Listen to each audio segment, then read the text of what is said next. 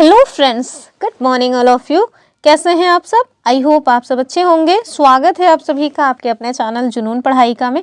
चलिए हम लोग लूसेंट पॉलिटी के एमसीक्यू देख रहे हैं, जिसके क्रम में हमने कई सारी वीडियोस ऑलरेडी देख लिया है, जिसमें हमने संविधान की जो अनुसूचियां हैं वो भी देख लिया, संविधान के जो भाग हैं उनको भी देखा और संविधान के जो विदेशी सोर्स हैं वो सारे पॉइंट्स भी देख लिए हैं। और साथ में जो संविधान जब बना था तो उससे संबंधित कई सारी समितियां थी, हमने वो सारे पॉइंट्स भी देख लिया, भारतीय संविधान सभा को देख लिया।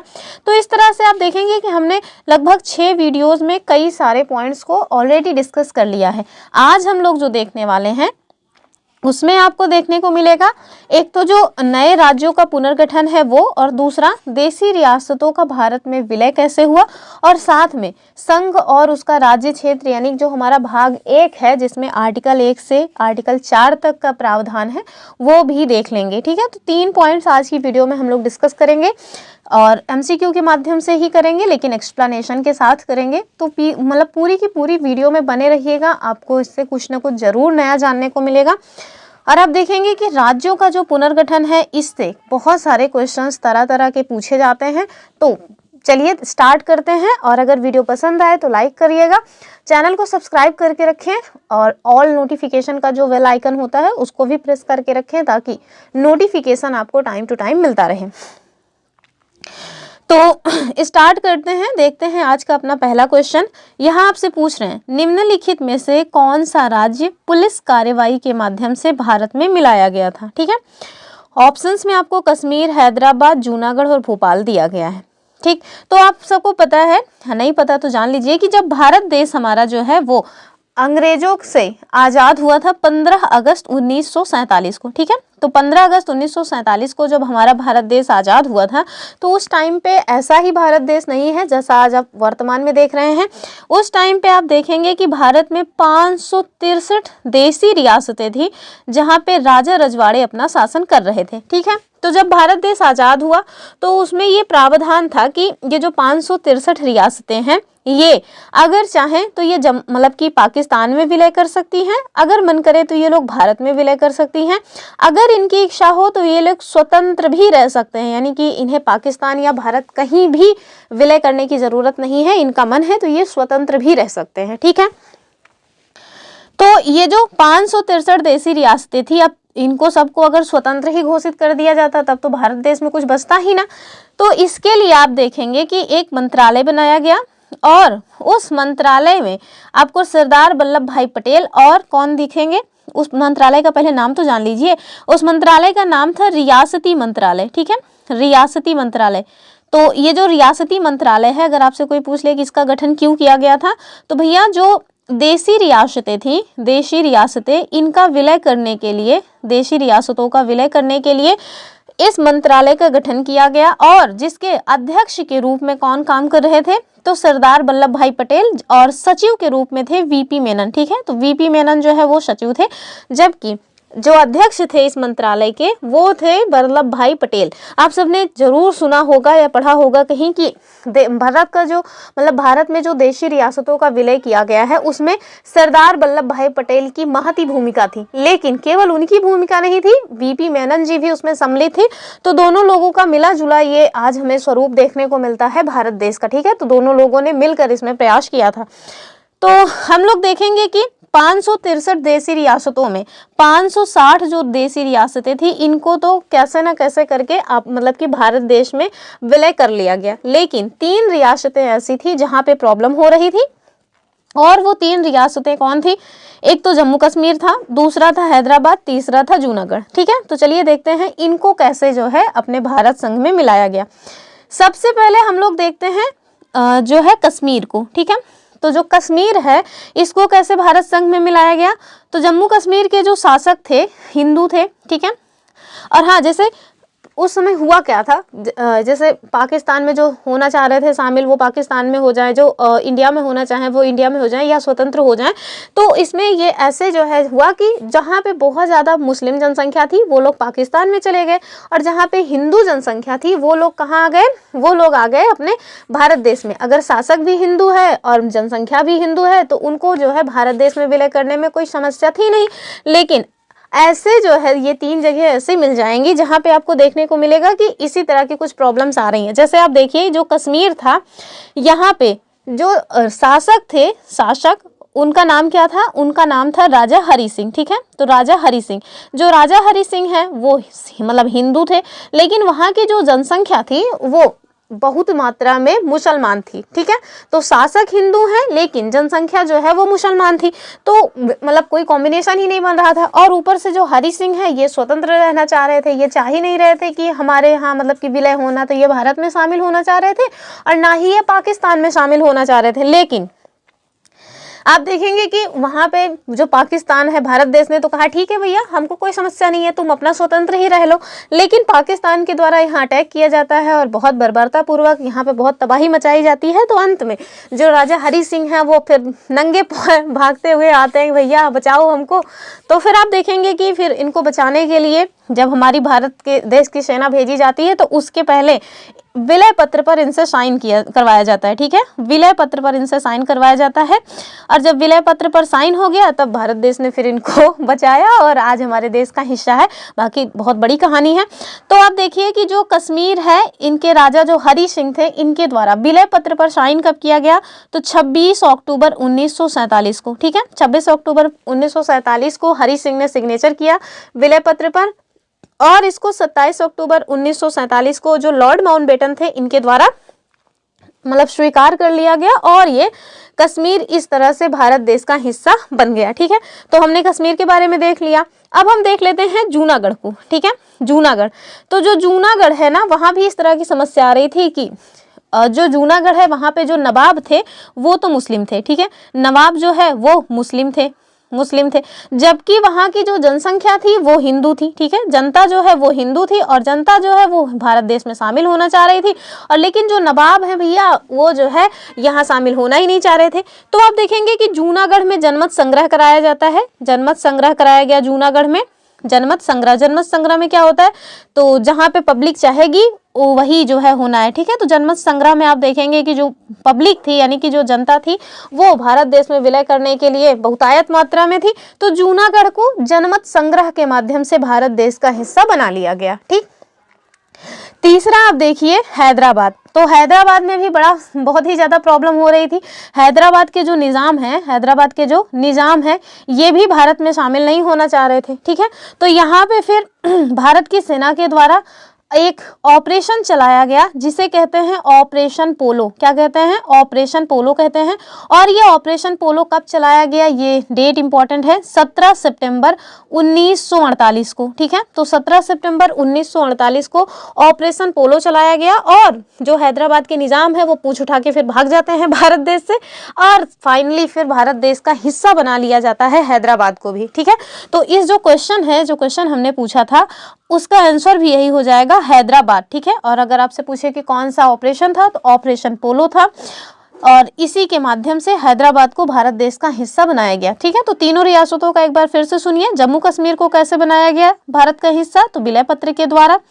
हैदराबाद को कैसे बनाया गया भारत देश का हिस्सा? तो ऑपरेशन पोलो चला करके। ठीक है, ऑपरेशन पोलो चलाया गया। और अगर जूनागढ़ की बात की जाए तो जूनागढ़ में भैया जनमत संग्रह, अब जा से देखिए दोनों मिल रहा है, जा से जनमत, जा से जूनागढ़। ठीक है, तो ऐसे ट्रिक लगा के याद कर सकते हैं। कश्मीर का तो आप सबने इतना बड़ा कहानी है आप लोगों ने पढ़ा ही होगा। तो ये सारे पॉइंट्स मैंने इसमें जो भी बन सकते थे बता दिया, तो इसका आंसर भी बता दिया, हैदराबाद जो है इसका सही आंसर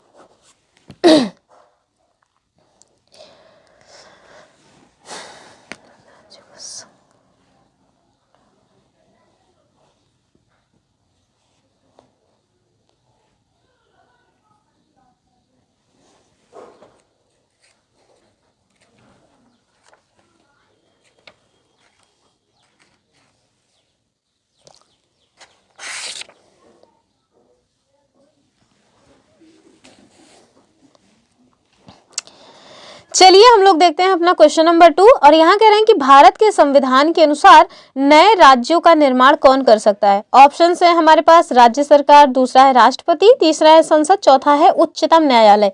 तो इसका जो सही आंसर है भैया राज्य सरकार तो नहीं होगा, राज्य सरकार को इतनी पावर नहीं है। दूसरा है राष्ट्रपति, तो राष्ट्रपति भी नहीं होगा। उच्चतम न्यायालय का तो कोई मतलब ही नहीं है। आंसर तो जो है वो सी हो जाएगा, यानी कि संसद।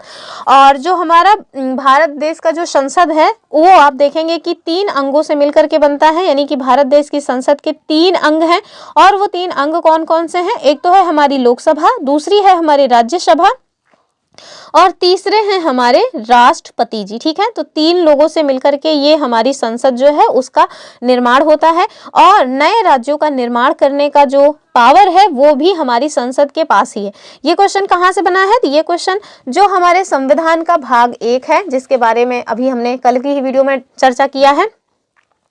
तो संविधान का भाग 1 जिसमें आर्टिकल 1 से लेकर के आर्टिकल 4 तक की चर्चा है, उसमें आप देखेंगे कि जो आर्टिकल 3 है, आर्टिकल 3 उसमें ये बताया गया है कि नए राज्यों का निर्माण और वर्तमान राज्य के क्षेत्र का जो सीमा है या उसका नाम का परिवर्तन करने की बात है वो किसके द्वारा किया जाता है? तो संसद के द्वारा किया जाता है, विधि बना करके। ठीक है, अर्थात अगर जो हमारी संसद है वो चाहे तो विधि बना करके हमारे उत्तर प्रदेश के कुछ क्षेत्र को काट करके एक नया जो है राज्य ही बना सकती है, या उत्तर प्रदेश के कुछ क्षेत्र को और मध्य प्रदेश के कुछ क्षेत्र को आपस में थोड़े थोड़े वहां से थोड़ा यहाँ से मतलब कि काट करके उसका भी एक नया राज्य बना सकती है। अगर नाम में परिवर्तन करना हो तो वो भी कौन कर सकता है? संसद ही कर सकती है। और ये पावर उसको कहाँ से मिलती है? तो हमारे भारतीय संविधान के भाग 1 के आर्टिकल 3 से मिलती है। ठीक है, तो ये पॉइंट्स याद रखिएगा। चलिए हम लोग देख लेते हैं आर्टिकल 1 से लेकर के आर्टिकल 3 तक। सबसे पहले आप देखिए कि जो हमारा आर्टिकल 1 है वो क्या कहता है, यानी कि हमारे संविधान के भाग 1 का जो अनुच्छेद 1 है वो क्या कहता है, ये आपको जानना है। तो वो कहता है कि भारत अर्थात इंडिया राज्यों का संघ होगा। ठीक है, तो जो भारत अर्थात इंडिया है वो राज्यों का संघ होगा।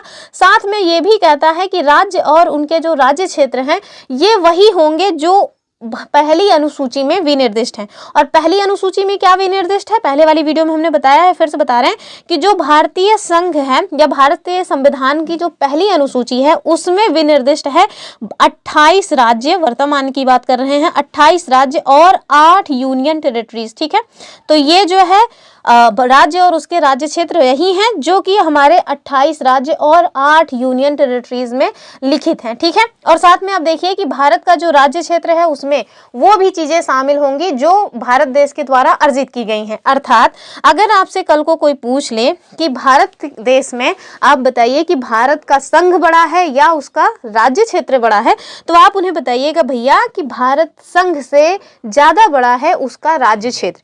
क्यों ज्यादा बड़ा है? क्योंकि भारत के संघ में तो केवल 28 राज्य और 8 यूनियन टेरिटरीज ही आते हैं। ठीक है, 28 राज्य और 8 यूनियन टेरिटरीज ही आते हैं भारतीय संघ में, जबकि भारतीय संघ में ये आ गए। लेकिन भारत का जो राज्य क्षेत्र है उसमें आप देखेंगे कि 28 राज्य और 8 यूनियन टेरिटरीज तो आएंगी ही, इसके अलावा भारत सरकार के द्वारा जो भी अर्जित किए गए क्षेत्र हैं वो भी इसमें सम्मिलित होंगे। और अगर आपसे पूछ लें कि वर्तमान में कितने अर्जित क्षेत्र हैं तो बता दीजिएगा भैया एक भी अर्जित क्षेत्र नहीं है। क्यों? क्योंकि जिनको भी अर्जित किया गया था उन सबको या तो वर्तमान में राज्य का दर्जा दे दिया गया है या फिर उनको यूनियन टेरिटरी का दर्जा मिल चुका है। तो वर्तमान में कोई भी जो है आपको अर्जित क्षेत्र नहीं मिलेगा। तो ये हमने देखा कि जो हमारा मतलब आर्टिकल 1 है वो क्या कहता है। अब आप देखिए जो हमारा आर्टिकल 2 है वो क्या कहता है। ठीक है, आर्टिकल 2 आप देखेंगे कि ये लूसेंट में बहुत डिटेल में नहीं बताया हुआ है, लेकिन मैं खुद से बता दे रही हूँ क्योंकि मैंने पॉलिटी के लक्ष्मीकांत में ये सारे पॉइंट्स पढ़े हैं। तो आप देखिए जो हमारा आर्टिकल 2 है वो क्या कहता है। वो कहता है भैया भारत की जो संसद है वो विधि बना करके ऐसे निबंधन या ऐसे शर्तों पर जो वह ठीक समझे क्या कर सकती है, तो संघ में नए राज्यों का प्रवेश कर उनकी स्थापना कर सकती है। जैसे कल को हम मतलब भारत सरकार का मन करे कि चलो पाकिस्तान का कुछ हिस्सा जो है कब्जिया लेते हैं, तो पाकिस्तान का जो कुछ हिस्सा कब्जिया करके भारत संघ में मिलाने की बात चलेगी, तो ये पावर उसको कहाँ से मिलेगी?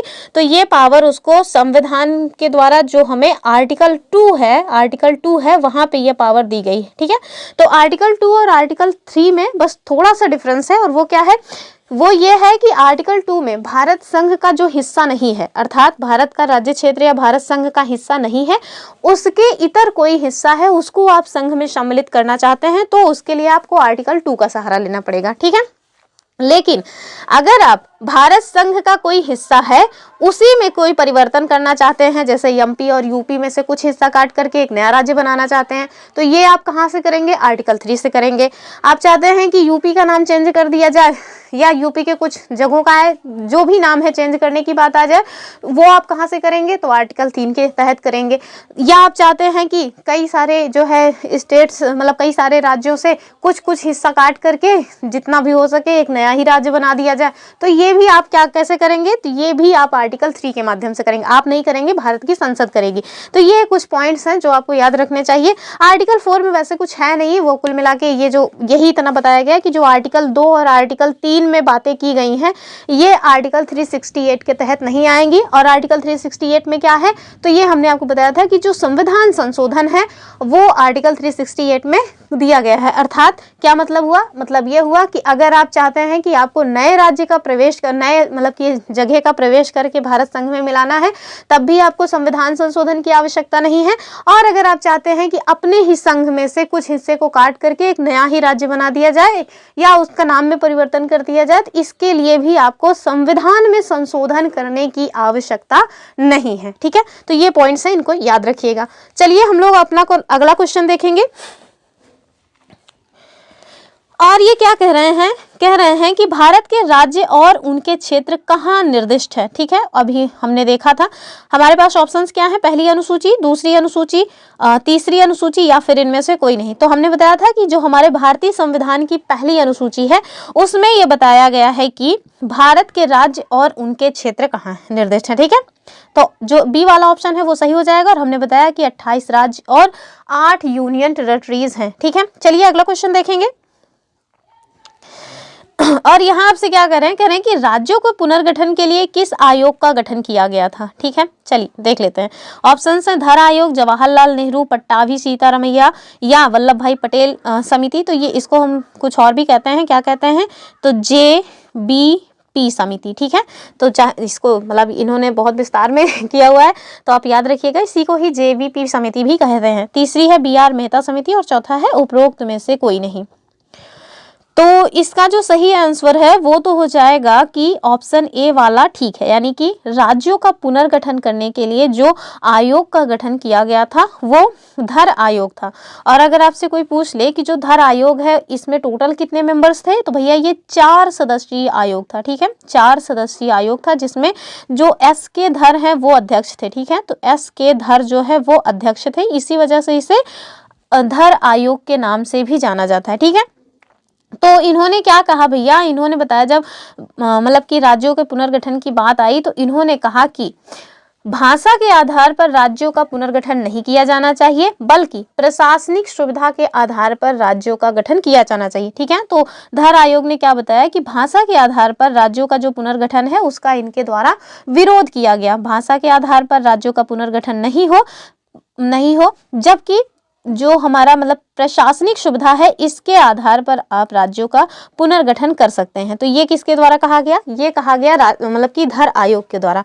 यही जो धर आयोग की सिफारिशें हैं जो इनके द्वारा रिपोर्ट दी गई थी, उसी रिपोर्ट को पुनर्जांच करने के लिए ये JBP कमेटी बनाई गई थी, ठीक है। तो इसको भी आगे हम देखेंगे ही। तीसरा है बलवंत राय मेहता समिति। तो भैया जो बलवंत राय मेहता समिति है ये पंचायती राज व्यवस्था से संबंधित है, पंचायती राज से संबंधित ये समिति है। और बलवंत राय मेहता को पंचायती राज का हमारे यहाँ वास्तुकार या पंचायती राज का शिल्पी कहा जाता है, ठीक है। वर्तमान में आप देखेंगे कि जो हमारे यहाँ त्रिस्तरीय पंचायती राज व्यवस्था है ना, त्रिस्तरीय, ये कहाँ से प्रेरित है या किन की रिपोर्ट पर ये आई है, तो ये यही बलवंत राय मेहता जी की ही सिफारिश पे आई है। उन्हीं के द्वारा जो रिपोर्ट दी गई थी उसी में ये त्रिस्तरीय पंचायती राज व्यवस्था का प्रावधान किया गया था, जिसमें हमने कई बार बताया है कि सबसे लो लेवल पे है ग्राम पंचायत, उससे ऊपर है ब्लॉक पंचायत और तीसरे पे है हमारी जिला पंचायत, ठीक है। तो ये तो यहाँ नहीं होगा, इसका जो सही आंसर है वो हो जाएगा हमारा धर आयोग, ऑप्शन ए, ठीक है। तो चलिए अगला क्वेश्चन देखेंगे हम लोग। हमारा जो अगला क्वेश्चन है वो क्या कह रहे हैं कि धर आयोग किस आधार पर राज्यों के पुनर्गठन का समर्थन करता है। तो ऑप्शन क्या है, भाषा के आधार पर, प्रशासनिक सुविधा के आधार पर, जाति के आधार पर या वंश के आधार पर। तो अभी हमने बताया कि प्रशासनिक सुविधा के आधार पर इन्होंने राज्यों के पुनर्गठन की बात की थी। किस पे, तो प्रशासनिक सुविधा के आधार पर।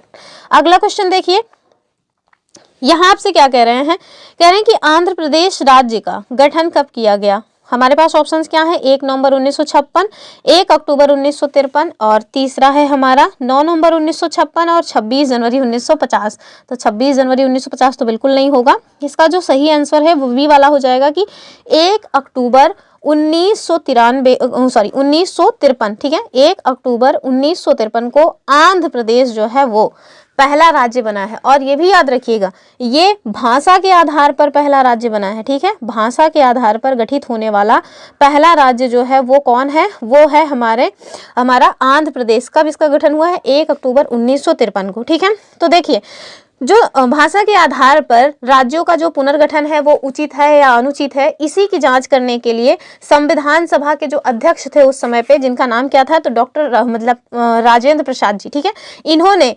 इलाहाबाद उच्च न्यायालय के जो हाईकोर्ट थे जिनका नाम था एस.के. धर, इन्हीं के हाईकोर्ट थे नहीं, मतलब कि उस समय हाईकोर्ट जो है, हाईकोर्ट में जो न्यायाधीश थे उससे वो अवकाशग्रस्त हो चुके थे, यानी कि ऐसा नहीं है कि कार्यरत नहीं थे, अवकाशग्रस्त हो गए थे। और नाम क्या था उनका, एस.के. धर। तो इन्हीं की अध्यक्षता में एक समिति गठित की गई जो कि 4 सदस्यीय कमेटी थी और उसकी अध्यक्षता उसके अध्यक्ष कौन बनाए गए, एस.के. धर। और इन्होंने कहा भैया भाषा के आधार पर पुनर्गठन राज्यों का नहीं किया जाना चाहिए, बल्कि प्रशासनिक सुविधा के आधार पर आप राज्यों का पुनर्गठन करें।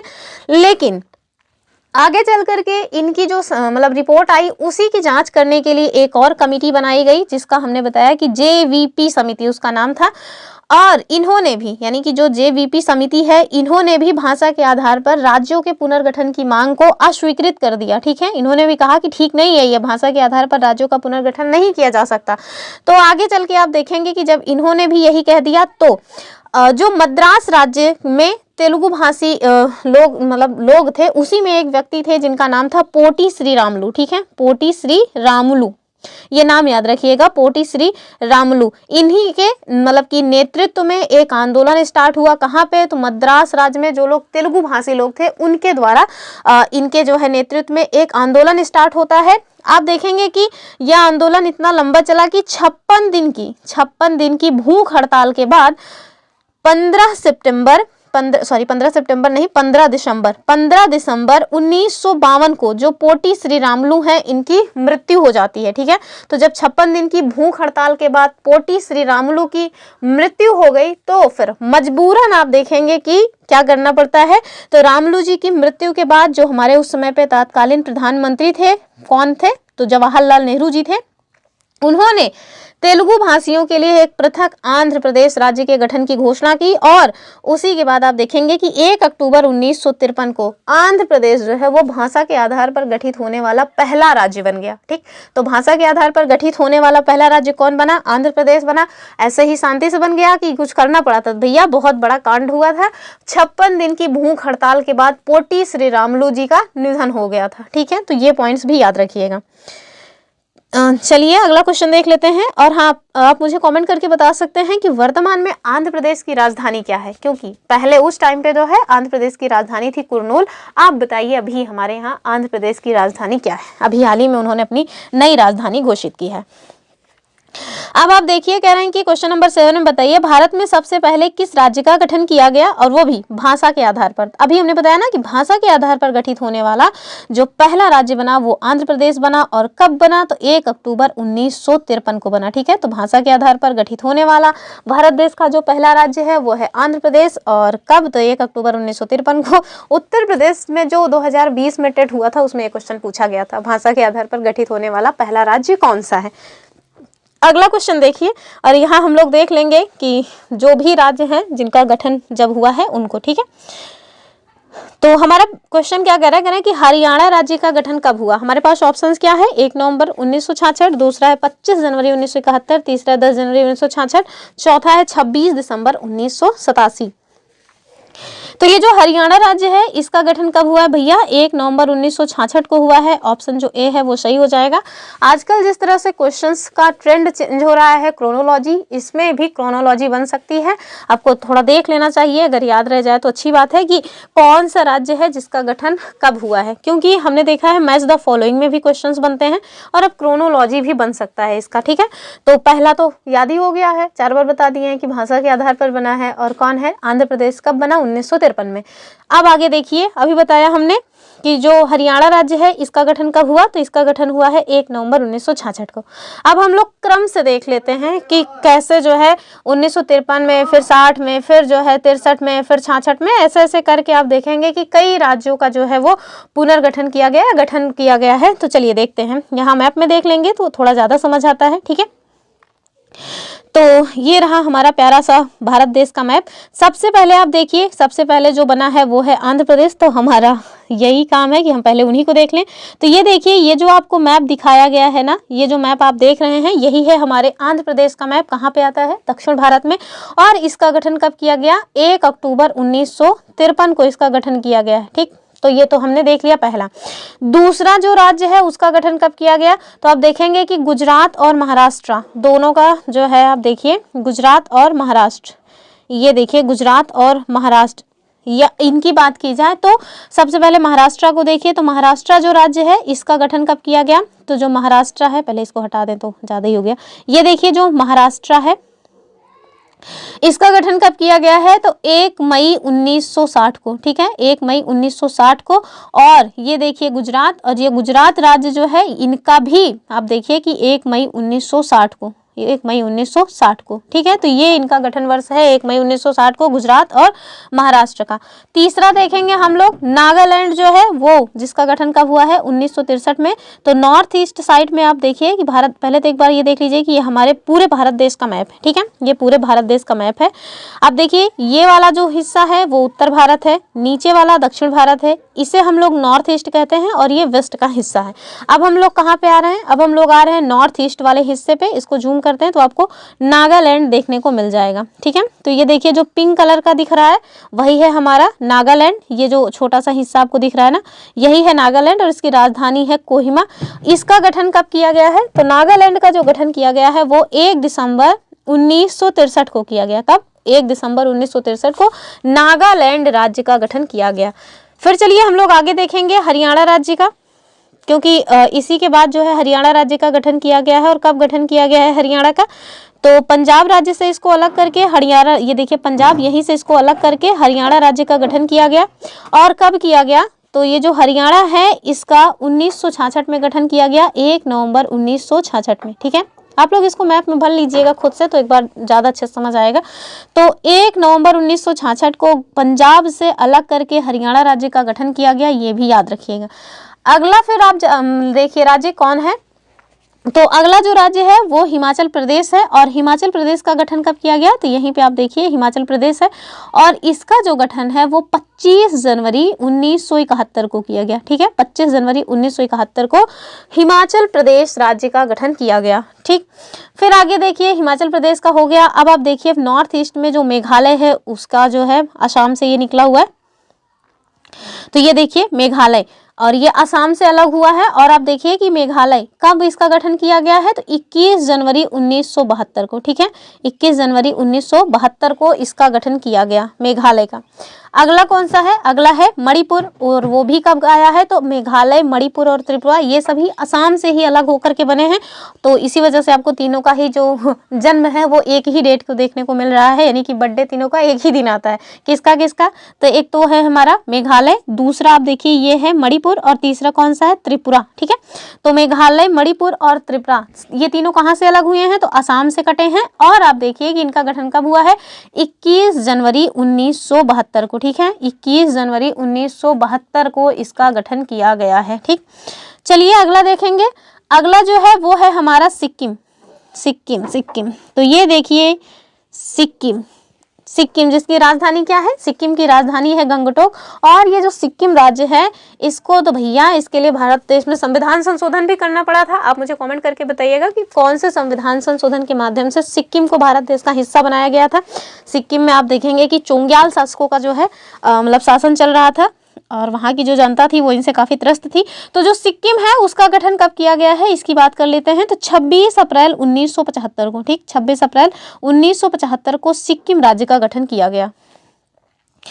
और आगे देखिए, आगे कौन सा है, मिजोरम भी देख लीजिए जब इतना हो गया है तो। मिजोरम ये देखिए, ये भी नॉर्थ ईस्ट में है, एकदम लास्ट में लटका हुआ मिजोरम, जिसकी राजधानी क्या है, इसकी राजधानी है आइजोल। और इसका गठन कब किया गया, तो मिजोरम का जो गठन है वो 20 जो है फरवरी 20 फरवरी 1987, हाँ 1987 है, 20 फरवरी 1987 को मिजोरम राज्य का गठन किया गया है, 20 फरवरी 1987 को। चलिए अगला देखेंगे।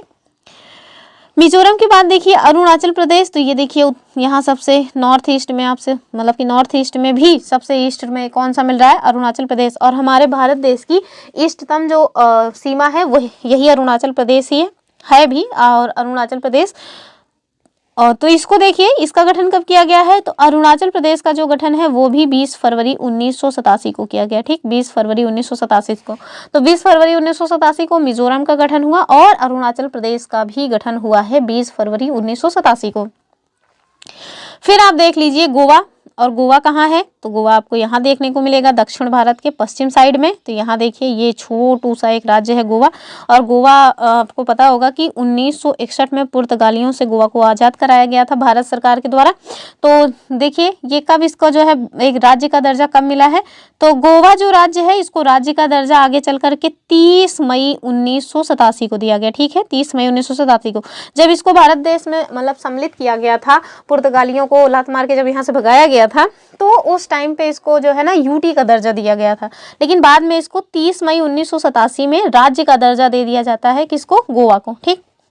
फिर अगला देखिए, अगला आता है हमारा एक तारीख आती है 1 नवंबर सन 2000, और उस दिन जो छत्तीसगढ़ है उसका गठन किया गया। और छत्तीसगढ़ आपको देखने को कहाँ मिलेगा, तो ये देखिए ये छत्तीसगढ़ है और इसका गठन कब किया गया, तो जो छत्तीसगढ़ है इसका गठन जो है 1 नवंबर सन 2000 को किया गया, ठीक। 2000 में आगे देखेंगे और भी राज्यों का गठन किया गया है, जैसे आप देखिए जो उत्तराखंड है इसका गठन किया गया, और उत्तर प्रदेश के जो 13 राज्य थे, 13 जो पहाड़ी मतलब कि जिले थे, राज्य नहीं कहेंगे, तो उत्तर प्रदेश के 13 जो है वो पहाड़ी जिलों को काट करके एक अलग राज्य का दर्जा दिया गया, किसको, उत्तरांचल को, जिसका आगे चल करके नाम बदल कर उत्तराखंड किया गया। तो वर्तमान में जो उत्तराखंड है ये स्टार्टिंग में जो है जब अलग हुआ था उत्तर प्रदेश से, तो इसको क्या कहते थे, उत्तरांचल, ठीक है। और इसका गठन कब किया गया है, तो याद रखिएगा कि जो उत्तराखंड है इसका गठन किया गया है 9 नवंबर सन 2000 को, ठीक है। कहाँ से अलग हुआ है, उत्तर प्रदेश से अलग हुआ। फिर आप देखिए झारखंड, और ये जो झारखंड है जिसकी राजधानी क्या है, जिसकी राजधानी है रांची, ये देखिए इसका चित्र आपको दिखाया गया है। और ये इसका गठन कब किया गया है, तो 15 नवंबर सन 2000 को, ठीक, 15 नवंबर सन 2000 को झारखंड राज्य का जो है वो गठन किया गया। और अंत में आप देखिए तेलंगाना, और ये क्वेश्चन कई बार पूछा गया है कि तेलंगाना जब गठित हुआ था तो उस टाइम पे ये कौन सा राज्य था, तो ये 29वें नंबर का राज्य था, ठीक है। तो अब तो जो है 28 राज्य हो गए हैं ना, तो ये 29वें नंबर का राज्य था। और कहाँ पे है, आपको तेलंगाना देखने को मिल जाएगा, ये देखिए ये है दक्षिण भारत में तेलंगाना, जिसकी राजधानी है हैदराबाद। और इसका गठन कब किया गया, 2 जून सन 2014 को इसका गठन किया गया, और सबसे लास्ट में यही गठित हुआ है राज्य, ठीक है। तो 2 जून 2014 को 29वें नंबर के राज्य के रूप में किसको गठित किया गया है, तेलंगाना को। तो ये कुछ पॉइंट्स रहे हैं, वैसे भी 1-2 बार खुद से देखिएगा तभी समझ आएंगे। एक बार हम एक सरसरी निगाह में बता देते हैं कौन से राज्य का कब गठन किया गया। सबसे पहले हमने देखा आंध्र प्रदेश राज्य का गठन किया गया 1 अक्टूबर 1953। फिर आप देखिए महाराष्ट्र और गुजरात 1 मई 1960। फिर तीसरा है हमारा नागालैंड 1 दिसंबर 1963। उसके बाद आप देखिए हरियाणा 1 नवंबर 1966, हिमाचल प्रदेश 25 जनवरी 1971, मेघालय 21 जनवरी 1972। मणिपुर जो है इसका गठन कब किया गया, तो जो मणिपुर है 21 जनवरी 1972। मेघालय, मणिपुर और त्रिपुरा ये तीनों ही असम से अलग हुए हैं और एक ही दिन इनका बर्थडे मनाया जाता है, कब, 21 जनवरी 1972। कौन है, मेघालय, मणिपुर और त्रिपुरा, ठीक। फिर आप देखिए सिक्किम आता है 26 अप्रैल 1975 और मिजोरम 20 फरवरी 1987। फिर अरुणाचल प्रदेश 20 फरवरी 1987, तो 20 फरवरी 1987 को मिजोरम का भी जन्म हुआ है और अरुणाचल प्रदेश का भी जन्म हुआ।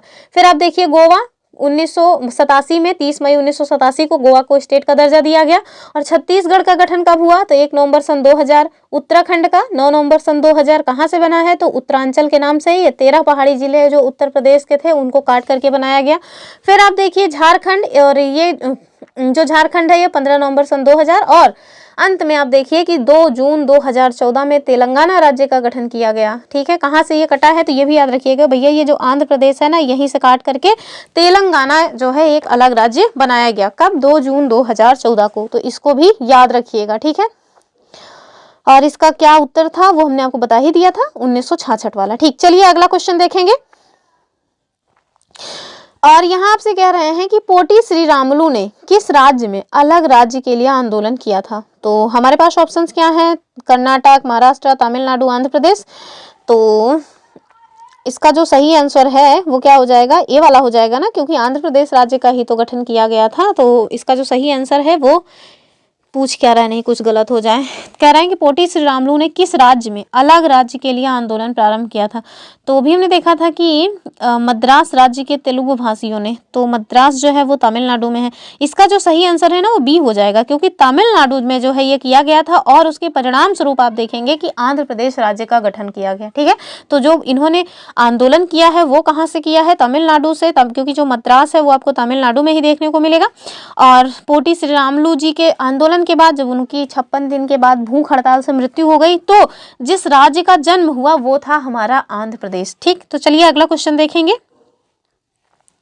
कह रहे हैं कि राज्य पुनर्गठन अधिनियम किस वर्ष पारित किया गया था। तो जो राज्य का पुनर्गठन अधिनियम है वो कब पारित किया गया था आपको बताना है, 1953, 1955, 1956 या 1957। तो जो राज्य पुनर्गठन अधिनियम है ये गठित किया गया था हमारा 1953 को। कब, 1953 को राज्य पुनर्गठन अधिनियम जो है वो गठित किया गया।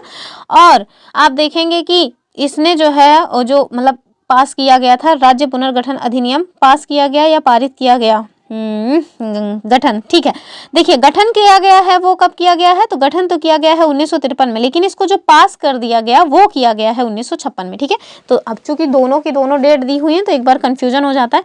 तो 1956 में इसको पारित कर दिया गया। ठीक है, 1956 में राज्य पुनर्गठन अधिनियम को पारित कर दिया गया।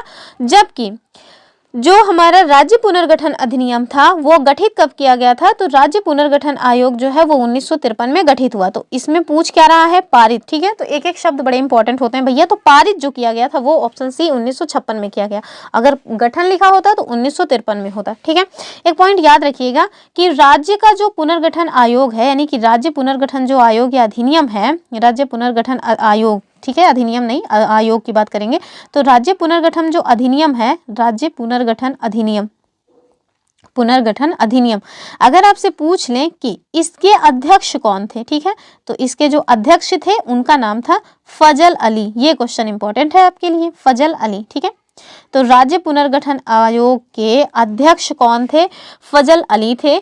और इसके साथ साथ इनके अन्य सदस्यों में आपको हृदयनाथ कुंजरू और सरदार के.एम. पडिक्कर भी मिल जाएंगे। ठीक है, फिर से सुनिए कि जो राज्य पुनर्गठन आयोग था इसके अध्यक्ष कौन थे, फजल अली थे। और इनके सदस्यों में अन्य जो सदस्य थे वो कौन थे, एक तो हृदयनाथ कुंजरू थे और सरदार के.एम. पडिक्कर भी इसमें शामिल थे। ठीक, फिर आप देखिए कि जो राज्य का पुनर्गठन अधिनियम है वो जुलाई 1956 में पास किया गया। और इसके अनुसार आप देखिए 14 राज्य और 6 केंद्र शासित जो प्रदेश हैं उनकी स्थापना की गई। ये भी क्वेश्चन बना है कि जो राज्य का पुनर्गठन किया गया था उस समय कितने राज्य और कितने जो है यूनियन टेरिटरी थे, तो 14 राज्य और 6 यूनियन टेरिटरी थे, 6 यूनियन टेरिटरी थी। और वर्तमान में कितने हैं, तो 28 और 8। ठीक,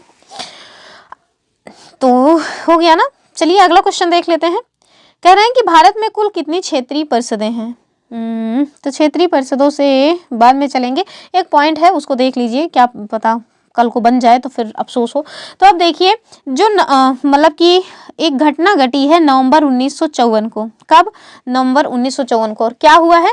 तो नवंबर 1954 को आप देखेंगे कि जो फ्रांस की गवर्नमेंट थी, यानी कि फ्रांस सरकार, जिन्होंने अपने भारत देश में अपनी बस्तियां बना के रखी थी, कहाँ कहाँ बना के रखी थी? पौंडुचेरी में, यनम में, चंद्रनगर और करिकल में। ठीक है, तो यहाँ पे जो फ्रांस की सरकार है उन्होंने अपनी बस्तियां बना करके रखी हुई थी।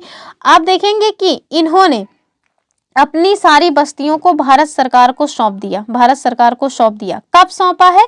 तो 28 मई 1956। ठीक, 28 मई 1956 को फ्रांस की सरकार के द्वारा उन्होंने जो बस्तियां हमारे भारत देश में बनाई थी उसको गवर्नमेंट, भारत की सरकार को सौंप दिया गया। और आगे चल करके आप देखेंगे कि इन सभी को मिला करके एक पौंडीचेरी यूनियन टेरिटरी का गठन किया गया। और पौंडीचेरी अगर यूनियन टेरिटरी की बात करें तो इसमें कौन कौन शामिल है? तो पौंडीचेरी भी है, यनम भी है, चंद्रनगर और करिकल। ठीक है, तो ये पॉइंट भी याद रखिएगा। अब हम देखेंगे अपना अगला क्वेश्चन। अब हमारा जो क्षेत्रीय परिषद है उनकी बात हो रही है, और जो क्षेत्रीय परिषद है ये बड़ा इंपॉर्टेंट है, इससे क्वेश्चंस कई तरह के बनते हैं। क्वेश्चन क्या पूछ रहे हैं? कह रहे हैं कि क्षेत्रीय परिषदों का गठन किस अधिनियम के तहत किया गया? ऑप्शंस क्या है? ऑप्शन कह रहे हैं कि संविधान संशोधन अधिनियम, राज्य पुनर्गठन अधिनियम, या केंद्र राज्य संबंध अधिनियम, या इनमें से कोई नहीं। तो इसका जो सही आंसर है वो क्या हो जाएगा? वो हो जाएगा हमारा जो क्षेत्रीय परिषद है इनका गठन 1956 में तो किया गया था। संविधान संशोधन अधिनियम तो बिल्कुल नहीं होना चाहिए, और केंद्र राज्य संबंध अधिनियम, तो केंद्र राज्य संबंध नहीं होगा। इसका जो सही आंसर है ना वो बी वाला हो जाना चाहिए, यानी कि राज्य पुनर्गठन अधिनियम। हाँ, यही होगा, बी वाला ही ठीक है इसमें, कि जो क्षेत्रीय परिषदें हैं इनका गठन राज्य पुनर्गठन अधिनियम के तहत किया गया है। और कब किया गया है? तो 1956 को किया गया। ठीक है, तो 1956 में आप देखिए कि राज्य पुनर्गठन अधिनियम लाया गया था, और इसी अधिनियम के तहत, जो राज्य पुनर्गठन अधिनियम है, इसी के तहत क्षेत्रीय परिषदों का गठन किया गया। ठीक है, और याद रखिएगा कि जो क्षेत्रीय परिषदें हैं ये कैसी निकाय हैं? तो सांविधिक निकाय हैं, संवैधानिक निकाय नहीं है। संवैधानिक निकाय कौन होते हैं? तो संवैधानिक निकाय वो होते हैं जिनका संविधान के किसी अनुच्छेद में वर्णन किया गया हो। जैसे आप देखेंगे वित्त आयोग एक संवैधानिक निकाय है। क्यों? क्योंकि आर्टिकल 280 में उसके बारे में बताया गया है। निर्वाचन आयोग एक संवैधानिक मतलब कि संवैधानिक निकाय है। क्यों? क्योंकि आर्टिकल 324 में उसके बारे में बताया गया है। ठीक है, यूपीएससी जो है वो भी एक संवैधानिक निकाय है। क्यों? क्योंकि आर्टिकल 315 में उसके बारे में बताया गया। तो आप देखिए जहां ऐसे आयोग जिनका जो है जो वर्णन है, या जिनके बारे में संविधान के अनुच्छेदों में कहीं भी लिखा हुआ है, उन्हें हम कहते हैं संवैधानिक आयोग। तो इनका जो क्षेत्रीय परिषद है इसका आप संविधान के अनुच्छेद में कोई उल्लेख नहीं देखेंगे, तो इस वजह से ये संवैधानिक निकाय ना होकर के कैसा निकाय है? सांविधिक निकाय। तो ये पॉइंट भी याद रखिएगा। तो बी वाला इसका सही आंसर है। आगे चल के देखते हैं अगला क्वेश्चन। अब हम देखेंगे कि जो ये मतलब कि क्षेत्रीय परिषदें हैं, ये भी जान लीजिए टोटल कितनी क्षेत्रीय परिषदें हैं, तभी तो आगे के जो क्वेश्चन हैं वो सॉल्व होंगे। तो देखिए टोटल 5 क्षेत्रीय परिषदें हैं। कितने? टोटल 5 क्षेत्रीय परिषदें हैं। ठीक, 5 हैं, इनका याद रखिएगा। टोटल 5 क्षेत्रीय परिषद है, और इनका गठन कौन करता है? तो राष्ट्रपति के द्वारा किया जाता है। इसमें आप देखेंगे कि केंद्रीय गृह मंत्री या राष्ट्रपति के द्वारा मनोनीत कोई भी केंद्रीय मंत्री जो है वो क्षेत्रीय परिषद का अध्यक्ष होता है, और साथ में संबंधित राज्यों के जो मुख्यमंत्री होते हैं वो उपाध्यक्ष होते हैं। एक एक पॉइंट याद से सुनिएगा, क्योंकि ऐसे आजकल खूब क्वेश्चन बनने लगे हैं ना स्टेटमेंट वाइज की। राष्ट्रपति के द्वारा क्षेत्रीय परिषद का गठन किया जाता है, और आगे चल के आप देखेंगे गृह मंत्री या राष्ट्रपति के द्वारा मनोनीत कोई भी केंद्रीय मंत्री जो है वो उस क्षेत्रीय परिषद का अध्यक्ष होता है। आगे चल के अभी हम देखेंगे कि ये थोड़ा चेंज भी होगा। फिर संबंधित राज्य के जो मुख्यमंत्री हैं वो क्या होते हैं? तो वो क्षेत्रीय परिषद के उपाध्यक्ष होते हैं, जो कि प्रतिवर्ष बदलते रहते हैं। और ये क्यों, मतलब कि इनका काम क्या होता है? तो ये केंद्र और राज्य के मध्य जो संबंध है उसको सुधारने के लिए कुछ ना कुछ अपना रोल जो है वो प्ले करती हैं। ठीक है, तो ये पॉइंट्स हैं, और चलिए हमने देख लिया ये पॉइंट्स। अब अगला क्वेश्चन देखिए, कह रहे हैं कि उत्तरी क्षेत्रीय परिषद में कौन कौन से राज्य सम्मिलित हैं। मैंने इसके लिए भी मैप में दिखा दिया ताकि आपको एक आइडिया रहे मोटा मोटा। तो जो हमारा उत्तरी क्षेत्रीय परिषद है उसमें कौन कौन है? ऑप्शन देखिए, पंजाब, हरियाणा, हिमाचल प्रदेश, राजस्थान, जम्मू कश्मीर, लद्दाख, चंडीगढ़, दिल्ली, इतने सारे। अरे दूसरे में कह रहे हैं बिहार, पश्चिम बंगाल, उड़ीसा, झारखंड। तीसरा आप देखिए कह रहे हैं महाराष्ट्र, गुजरात, गोवा, दमन और दीव। तो ये सब तो नहीं होगा ना, उत्तर में ये सब आएंगे नहीं, ये सब तो दक्षिण में चले जाएंगे। तमिलनाडु भी नहीं आएगा। इन्हीं दोनों में से कोई ना कोई होना है। तो उड़ीसा यहाँ पे दिया तो ये तो नहीं होगा, क्योंकि उड़ीसा आप देखेंगे कि ईस्ट साइड में आ जाता है, तो हमें बताना क्या है उत्तरी में, तो ए वाला इसका सही हो जाएगा। अब देखिए कि उत्तरी जो क्षेत्रीय परिषद है उसमें कौन कौन आ रहा है, एक तो पंजाब आ रहा है, हरियाणा भी आ रहा है, हिमाचल प्रदेश, राजस्थान, जम्मू कश्मीर, लद्दाख, चंडीगढ़ और दिल्ली। चलिए मैप में देख लेते हैं ना, तो आपको पता चल जाएगा कि उत्तरी क्षेत्रीय परिषद क्यों कह रहे हैं, क्योंकि ये उत्तर में है। तो हम लोग केवल उत्तर भारत का मैप देखेंगे। ये देखिए, ये है हमारे उत्तर भारत का मैप, ठीक है। अभी इसके पहले मैंने आपको 4 भाग में इसको डिवाइड करके बता ही दिया है, तो बार बार क्यों बताते रहना। तो चलिए देख लेते हैं जो हमारा उत्तरी क्षेत्रीय परिषद है इसमें कौन कौन शामिल हो रहा है, ठीक है। सबसे पहले ऊपर से ही देखते हैं। ये देखिए लद्दाख और जम्मू कश्मीर, ठीक है, हिमाचल प्रदेश, ये सब उत्तर में आपको दिख रहे हैं ना। पंजाब, चंडीगढ़, साथ में दिल्ली भी आपको दिख रहा है, ठीक है। पंजाब, चंडीगढ़, लद्दाख, हिमाचल प्रदेश, और ये देखिए हरियाणा भी आपको यहाँ पे दिख ही रहा है, तो ये हरियाणा भी हो जाएगा। और इसके साथ कौन आएगा, ये जो क्या राजस्थान आएगा, राजस्थान इसमें नहीं आएगा, आएगा जी आएगा, राजस्थान भी आ जाएगा, ठीक है। टोटल कितने हैं, तो पंजाब, हरियाणा, हिमाचल प्रदेश, राजस्थान, जम्मू कश्मीर, लद्दाख, चंडीगढ़ और दिल्ली, टोटल 8 हैं। तो क्या 8 इसमें शामिल हो गए, देखिए लद्दाख 1 हो गया, जम्मू कश्मीर 2 हो गया, हिमाचल प्रदेश 3 है, पंजाब 4 और हरियाणा 5। फिर आप देखिए उत्तराखंड, नई दिल्ली 6, राजस्थान 7, कौन छूट रहा है, चंडीगढ़ तो हमने देखा ही नहीं, चंडीगढ़ ये देखिए भैया चंडीगढ़। तो इतने जो है ना वो क्षेत्रीय परिषद, उत्तरी क्षेत्रीय परिषद में आ रहे हैं। तो थोड़ा कलर चेंज करके दिखाते हैं तो ज़्यादा समझ आएगा। तो ये देखिए, एक तो हमारा क्या बकवास कर रहा है, ये देखिए ये हमारा लद्दाख, जम्मू कश्मीर, हिमाचल प्रदेश, पंजाब, चंडीगढ़, दिल्ली, साथ में राजस्थान, और बस, और क्या कितने सारे आएंगे, टोटल 8। देखिए टोटल 8 जो क्षेत्रीय परिषद हैं, उत्तर क्षेत्रीय परिषद, उसमें टोटल 8 स्टेट शामिल हो रहे हैं, ठीक। अब आप देखिए उत्तर प्रदेश जो है ना वो उत्तरी क्षेत्रीय परिषद में शामिल नहीं हो रहा है। ये इम्पॉर्टेंट है कि उत्तर प्रदेश जो है वो उत्तरी क्षेत्रीय परिषद का हिस्सा नहीं है, और राजस्थान है, ठीक। तो ये पॉइंट याद रखिएगा। अब अगला क्वेश्चन हमने क्या देखा है, तो ये नहीं देखेंगे। अभी हम देख लेते हैं जो हमारे टोटल 5 क्षेत्रीय परिषद हैं वो सब के सब सारे में कौन कौन से जो राज्य हैं वो शामिल होते हैं।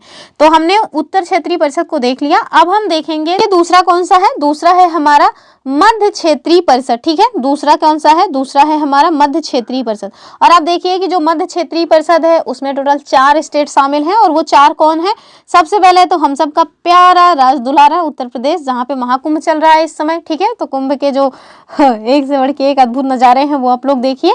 तो उत्तर प्रदेश कौन सी परिषद में शामिल है, मध्य क्षेत्रीय परिषद में। दूसरा कौन सा है, दूसरा है मध्य प्रदेश, ठीक है। तो जो मध्य प्रदेश है वो भी मध्य क्षेत्रीय परिषद में है। तीसरा हमारा उत्तराखंड, जो कि उत्तर प्रदेश से ही कट के बना है, ये भी कहाँ शामिल है, तो ये शामिल है हमारे मध्य क्षेत्रीय परिषद में। और ये देखिए छत्तीसगढ़ भी कहाँ शामिल है, मध्य क्षेत्रीय परिषद में, ठीक है।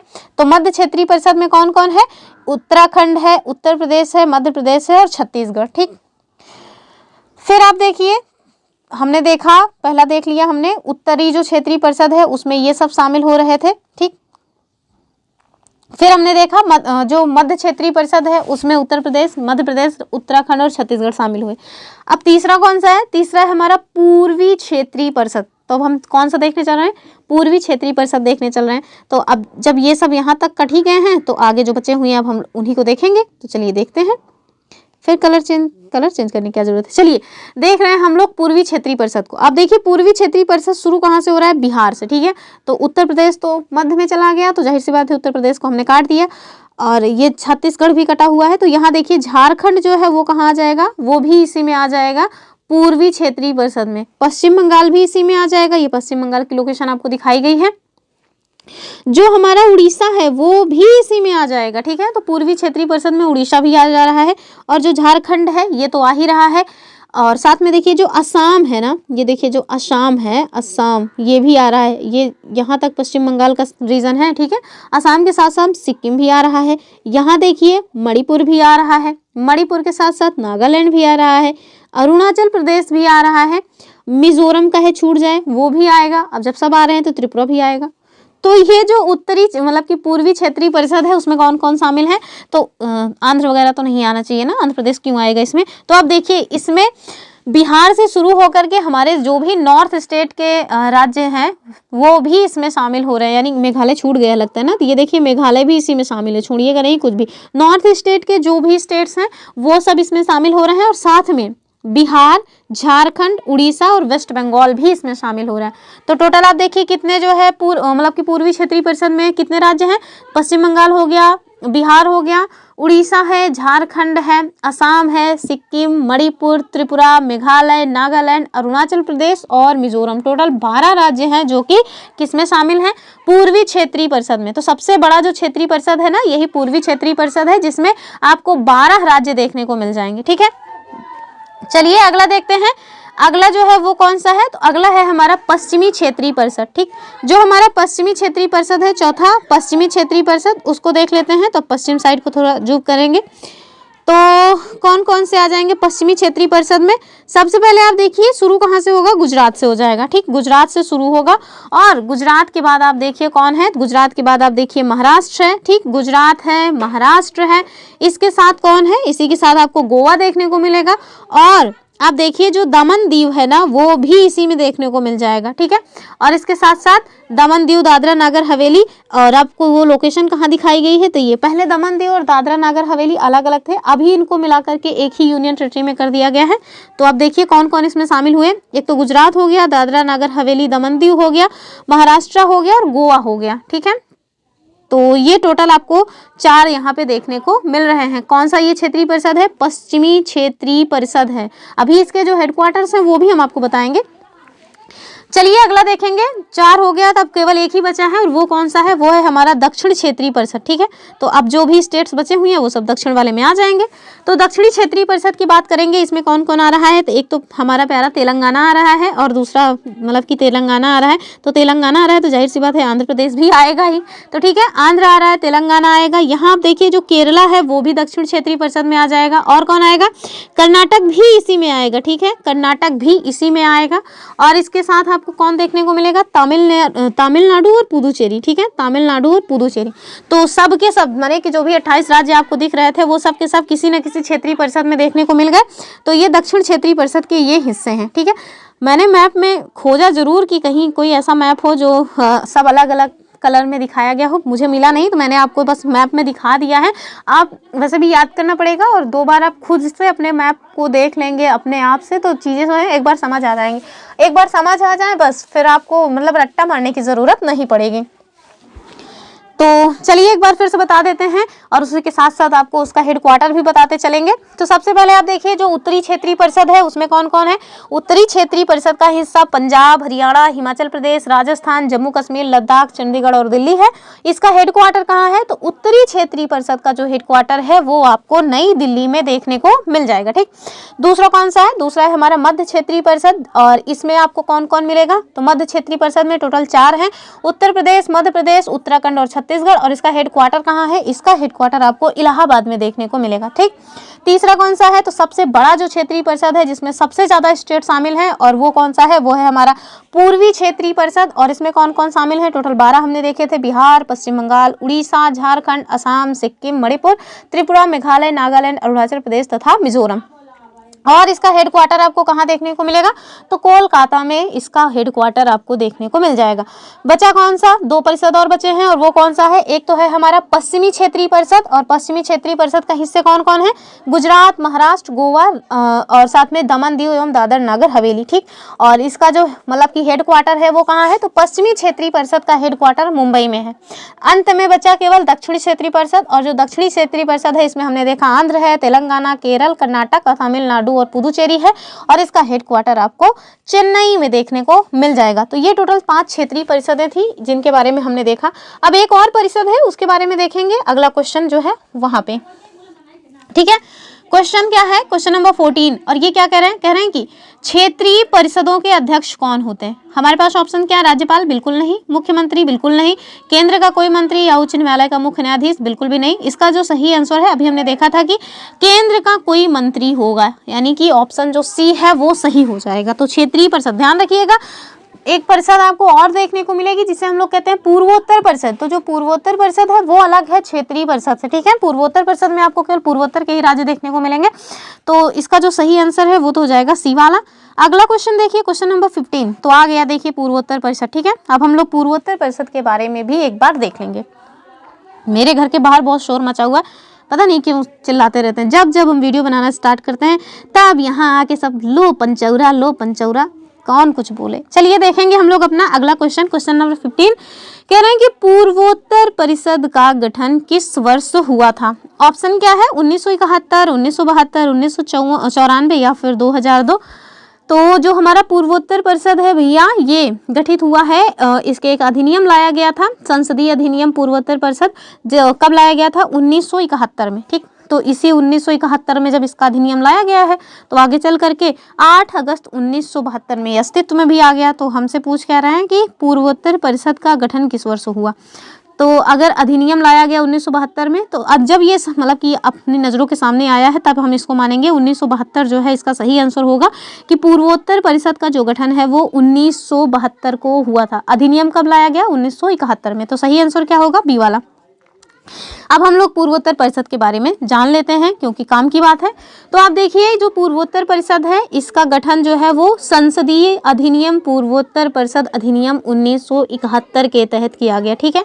और 8 अगस्त 1972 को ये अस्तित्व में भी आ गया। आपको इसके सदस्यों में कौन कौन देखने को मिलेगा, तो पूर्वोत्तर परिषद का जो सदस्य है वो आपको पूर्वोत्तर के जो राज्य हैं वो देखने को मिल जाएंगे, जैसे असम है, मणिपुर है, मिजोरम है, अरुणाचल प्रदेश, नागालैंड, मेघालय, त्रिपुरा तथा सिक्किम, ठीक है। तो पूर्वोत्तर के यानी कि नॉर्थ ईस्ट के जो स्टेट्स हैं केवल उन्हीं के लिए पूर्वोत्तर परिषद का गठन किया गया है, वही स्टेट इसमें शामिल भी हैं। आगे चल करके हम देखेंगे कि 1994 में, ठीक है, 1994 में जो सिक्किम है ना, सिक्किम जो है वो पूर्वोत्तर परिषद का 8वां सदस्य बना। तो ये क्वेश्चन डायरेक्ट बन सकता है कि पूर्वोत्तर परिषद का 8वां सदस्य कौन है, तो सिक्किम है। कब इसको जो है सम्मिलित किया गया, 1994 में। क्या किसी का जन्म हुआ है, जो भी हमारी वीडियो देख रहे हैं, क्या किसी का बर्थडे है, किसी का जन्म हुआ है 1994 में? अगर किसी का हुआ है तो प्लीज कमेंट करें। तो और आगे पॉइंट्स देखिए कि जो है 1994 में जो सिक्किम है वो पूर्वोत्तर परिषद के 8वें सदस्य के रूप में शामिल हुआ। इसके अलावा देखेंगे कि इसके जो कार्य हैं, यानी कि जो पूर्वोत्तर परिषद है अगर इसका गठन किया गया तो जाहिर सी बात है कि इसके कार्य कुछ होंगे ही। तो वही काम है जो क्षेत्रीय परिषदों का है, थोड़ा सा इधर उधर होगा कुछ। तो आप देखिए 2002 में जो पूर्वोत्तर परिषद अधिनियम लाया गया उसमें एक संशोधन किया गया, और उस संशोधन से क्या निकल के आया है, फिर से सुनिए। 2002 में पूर्वोत्तर परिषद अधिनियम संशोधन लाया गया और उस संशोधन के बाद आपको ये देखने को मिलेगा कि जो राज्य के राज्यपाल हैं वो इसमें सम्मिलित हैं, जो राज्य है उसके मुख्यमंत्री इसमें सम्मिलित हैं, और राष्ट्रपति के द्वारा जो मतलब कि नाम निर्दिष्ट किए जाते हैं 3 सदस्य वो इसमें सम्मिलित हैं। साथ में यहाँ एक इम्पॉर्टेंट पॉइंट है जिसको आप सुनिए, बहुत पूछा जाता है कि जो हमारे होम मिनिस्टर हैं उनको सदस्य के रूप में सम्मिलित किया गया, और आगे चल के 2018 में एक बार फिर से पुनर्गठन किया गया और जो होम मिनिस्टर हैं उनको पूर्वोत्तर परिषद के अध्यक्ष के रूप में नियुक्त किया गया, ठीक है। और पूर्वोत्तर क्षेत्र जो है वो विकास राज्य मंत्री इसके अध्यक्ष होंगे, ठीक है। तो पूर्वोत्तर क्षेत्र विकास राज्य मंत्री इसके उपाध्यक्ष होंगे। और अगर आपसे कोई पूछे कि जो हमारा पूर्वोत्तर क्षेत्र परिषद है उसके अध्यक्ष कौन है, वो होंगे होम मिनिस्टर। फिर से बता रहे हैं अध्यक्ष कौन होते हैं इसके, वर्तमान में होम मिनिस्टर जो है इसके अध्यक्ष होंगे, और इसके उपाध्यक्ष कौन होंगे, तो जो पूर्वोत्तर क्षेत्र विकास मंत्री हैं, पूर्वोत्तर क्षेत्र विकास मंत्री वो जो है, या पूर्वोत्तर क्षेत्र विकास के जो राज्य मंत्री हैं वो इसके उपाध्यक्ष होंगे। ये क्वेश्चन कई बार पूछा गया है, इसी को हम कह रहे थे आगे देखने को मिलेगा। तो हमने देख लिया कि पूर्वोत्तर परिषद का गठन 1972 में किया गया। स्टार्टिंग में इसमें टोटल 7 मेंबर्स थे। आगे चल करके 1994 में 8वें मेंबर के रूप में कौन आया है, सिक्किम आया है। 2002 में इसमें जो है जो संशोधन है वो किया गया। इसमें शामिल सदस्य कौन कौन से हैं, तो एक तो राज्य के राज्यपाल, जिस भी राज्य की बात है उसके राज्यपाल होंगे ही, यानी कि 8 राज्य हैं तो 8 के राज्यपाल होंगे, और इसके साथ साथ जो राज्य के मुख्यमंत्री हैं वो भी शामिल होंगे। साथ में जो राष्ट्रपति हैं उनके द्वारा नाम निर्दिष्ट 3 व्यक्ति शामिल होंगे, और जो भारत के गृह मंत्री हैं वो भी सदस्य के रूप में शामिल थे। लेकिन 2018 में एक बार फिर से इसमें संशोधन किया गया, और जो मतलब कि होम मिनिस्टर हैं उनको पूर्वोत्तर परिषद का अध्यक्ष बना दिया गया, तथा उपाध्यक्ष के रूप में इसमें कौन शामिल होते हैं? तो उपाध्यक्ष के रूप में इसमें शामिल होते हैं पूर्वोत्तर क्षेत्र विकास राज्य मंत्री। ठीक है, तो ये सारे पॉइंट्स याद रखिएगा पूर्वोत्तर विकास जो हमारा परिषद है उसके बारे में। तो हमने देखा 5 क्षेत्रीय परिषद हैं, एक पूर्वोत्तर परिषद है। पूर्वोत्तर परिषद में आपसे अगर कोई पूछ ले कि कितने मेंबर्स हैं, तो वर्तमान में उसमें 8 मेंबर्स हैं। स्टार्टिंग में उसमें 7 मेंबर्स थे। 8वें मेंबर्स के रूप में कौन शामिल हुआ? सिक्किम शामिल हुआ। कब शामिल हुआ है? 2002 में शामिल हुआ है। इसके अध्यक्ष कौन होते हैं? तो पूर्वोत्तर जो परिषद है इसके अध्यक्ष होते हैं होम मिनिस्टर। ठीक है, मोस्ट इंपॉर्टेंट पॉइंट है। तो मेरे ख्याल से क्वेश्चन भी खत्म होने वाले हैं, अभी एक है ऑप्शन क्या क्या कह रहे हैं कि पूर्वोत्तर परिषद में कौन शामिल नहीं है। तो अभी हमने सबका नाम बता दिया है, तो जाहिर सी बात है आप जान जाएंगे कि गोवा बिल्कुल इसमें शामिल नहीं होगा। पूर्वोत्तर परिषद में जो नॉर्थ ईस्ट के स्टेट्स हैं केवल वही शामिल है। ठीक है, तो पूर्वोत्तर साफ साफ दिख रहा है ना, पूर्वोत्तर जो मतलब कि हमारे देश का जो पूर्व उत्तर वाली दिशा है वहाँ पे जो स्टेट्स हैं वही इसमें शामिल होंगे। तो पूर्वोत्तर में गोवा कहाँ से आ जाएगा? गोवा तो आपको दक्षिण भारत के दक्षिण में जो पश्चिमी घाट है उधर देखने को मिलेगा ना। तो सही आंसर क्या हो जाएगा? घा वाला गलत है। ठीक है, अगला क्वेश्चन देखिए। है ये नहीं है तो क्या देखेंगे तो ये भैया हो गया। थोड़ी आज वीडियो बड़ी हो गई है, अब क्या करें, थोड़ा इंपॉर्टेंट पॉइंट्स थे। तो ये रही आज की अपनी वीडियो। 1-2 बार वीडियो आप ध्यान से देख लेंगे तो समझ आ जाएगा। अगर आपको कोई सजेशन है तो प्लीज़ कमेंट कर सकते हैं। एक रिक्वेस्ट है आप लोगों से, कृपया करके ऐसे कमेंट्स ना किया करें कि मैम आप पीडीएफ कहाँ से बनाते हो, मैम आप वीडियो कैसे रिकॉर्ड करते हो, क्योंकि ये कोई टेक्निकल का चैनल तो है नहीं कि हम आपको ये सारे पॉइंट्स यहाँ बताते चलें। आपको वीडियो से रिलेटेड कोई इशू है, कोई पॉइंट समझ में नहीं आ रहा है, वो सारे कमेंट्स आप कर सकते हैं। अब ये सारी चीज़ें ना पूछा करें, थोड़ा और लगता है कहाँ से हम ये सारी चीज़ें आपको बताते चलें तो ये सब मत पूछिए। अगर वीडियो में किसी भी तरह की कोई भी समस्या है, कोई फैक्ट आपको लगता है कि मैंने गलत बता दिया या कुछ भी इस तरह की प्रॉब्लम्स हैं, तो आप उसके लिए मुझे कमेंट कर सकते हैं। वैसे भी जो भी एक्सप्लेनेशन है वो ज़्यादातर हम यहीं से लेते हैं अपने लूसेंट बुक से। तो अगर कुछ गड़बड़ाया तो अगर वैसे तो कुछ गड़बड़ होता है तो हम एक बार रीचेक भी कर लेते हैं अगर कोई इशू हमें समझ आता है, लेकिन फिर भी अगर कहीं आपको लगता है कि मैंने कुछ भी गलत सलत बोल दिया है तो उसके लिए सॉरी, और आप मुझे कमेंट कर सकते हैं, मैं उसको अगली वीडियो में ज़रूर सुधार करूँगी। और अगर वीडियो से रिलेटेड किसी भी तरह की कोई भी समस्या है तो आप मुझे उसके लिए कॉमेंट कर सकते हैं। आपको पसंद आई हो वीडियो तो चैनल को सब्सक्राइब कर लीजिए, वीडियो को लाइक कर लीजिए और अपने फ्रेंड्स के साथ इसको शेयर भी करते रहिए। चलिए फिर मिलेंगे अपने नेक्स्ट वीडियो में, और जो हमारी एनसीईआरटी वाली सीरीज़ है उसके साथ ज़रूर जुड़े रहिए, वो भी आपके लिए बहुत काम की है। एनसीईआरटी में हम लोग हिस्ट्री देख रहे हैं और लूसेंट से हम लोग पॉलिटी देख रहे हैं। तो चलिए फिर मिलेंगे, तब तक के लिए बाय एंड जय हिंद।